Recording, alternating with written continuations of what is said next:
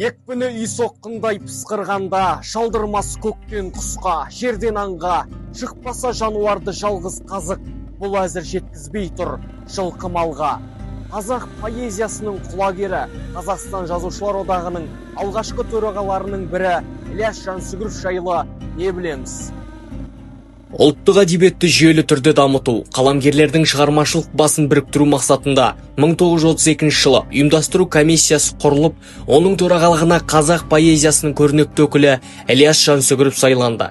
Кейін бұл бастама тұтас бір дәуірдің әдеби ордасына айналған Қазақстан Жазушылар Одағының іргетасын қалады. Осылайша Ілияс тек жыр жазған ақын ғана емес, ұлттық әдеби ортаны қалыптастырған ұйымдастырушы тұлға ретінде тарихта қалды. Ілияс отырған орта ешқашан жадау болмайтын. Жолдас жора жиналған қонақта ол домбыраға қол созып, іркілместен ән бастайтын, дейді ол туралы естеліктер.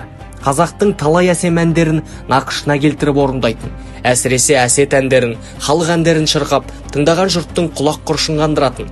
Замандастарының естелігінде оның дауысы кең тынысты, табиғи, жүрекке бірден жететін болып сипатталады.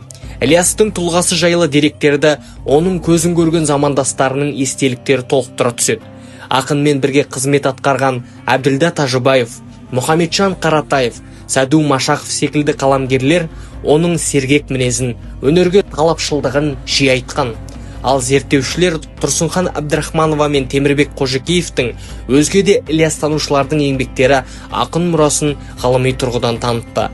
Осы деректердің бәрі Ілиястың тек бір қырлы емес, сан қырлы тұлға болғанын көрсетеді.